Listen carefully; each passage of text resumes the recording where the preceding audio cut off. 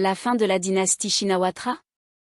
Suspension de Paetongtarn, procès contre Thaksin, coalition fragilisée, la Thaïlande traverse une nouvelle crise politique majeure.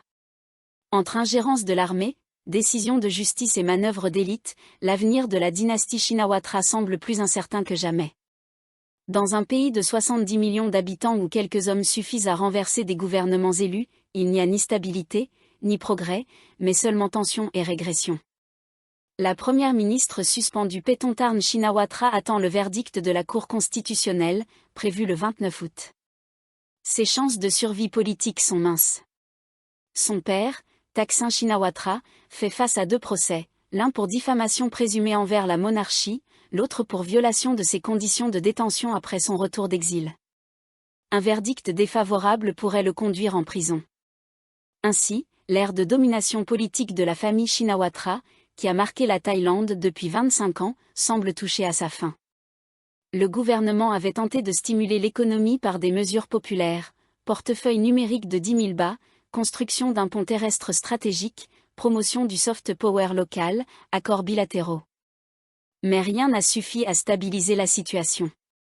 La manœuvre de Hun Sen, qui a secrètement enregistré un appel compromettant de Paetongtarn, a accentué sa vulnérabilité.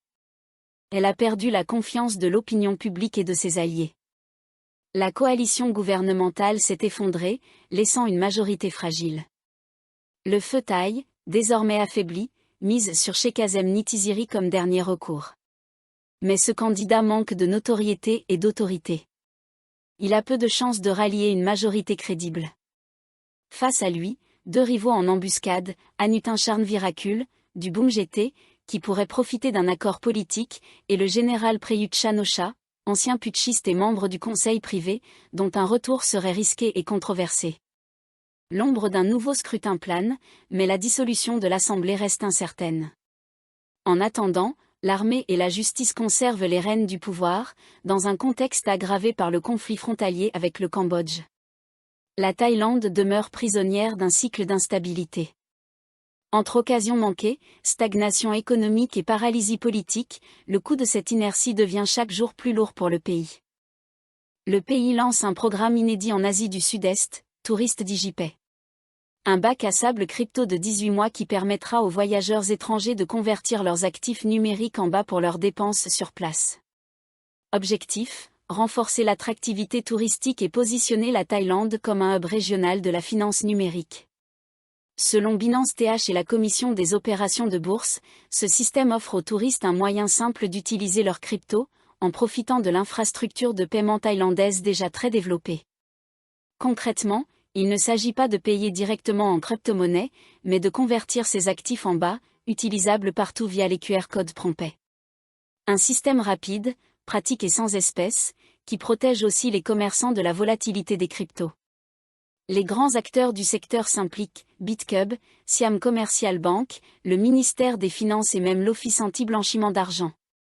Avec plus de 560 millions de détenteurs d'actifs numériques dans le monde, la Thaïlande voit une opportunité immense d'attirer des capitaux et de stimuler son économie touristique. BitCub Exchange proposera l'ouverture simplifiée de comptes pour les visiteurs, dès les aéroports, avec des taux de change compétitifs. En parallèle, la banque Casicorn lance QWallet, un portefeuille blockchain qui permet aux touristes de convertir des USDC en unités indexées sur le bas, et de payer en temps réel chez plus de 100 commerçants.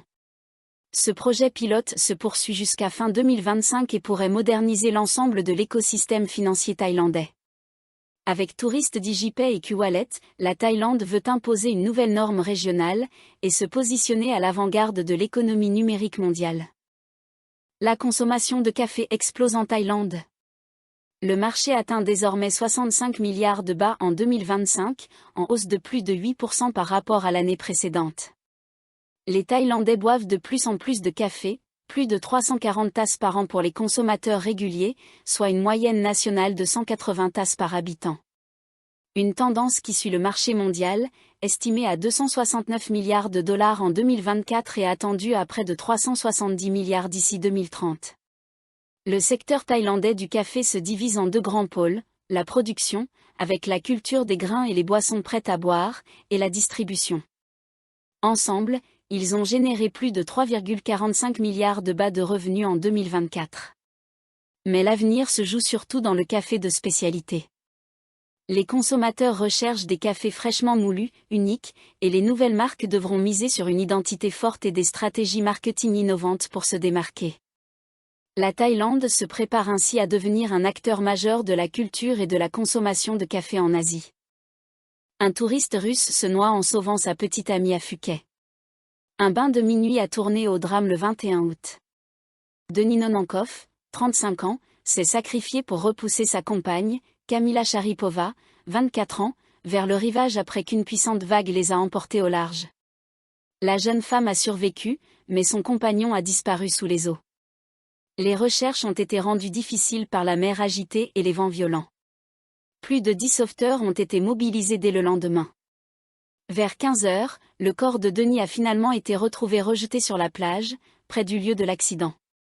Cette tragédie a provoqué une vague d'émotions. Les internautes ont présenté leurs condoléances et exhorté les touristes à ne pas se baigner la nuit, tout en appelant à renforcer la présence de sauveteurs sur les plages de Phuket. Le même jour, un autre drame s'est produit à Kata Beach, un touriste étranger s'est noyé, tandis qu'un second a été sauvé de justesse, dans un état critique. Ces noyades rappellent que, derrière les plages paradisiaques, Phuket reste dangereuse en saison des pluies, surtout la nuit, quand les secours sont limités et la mer imprévisible.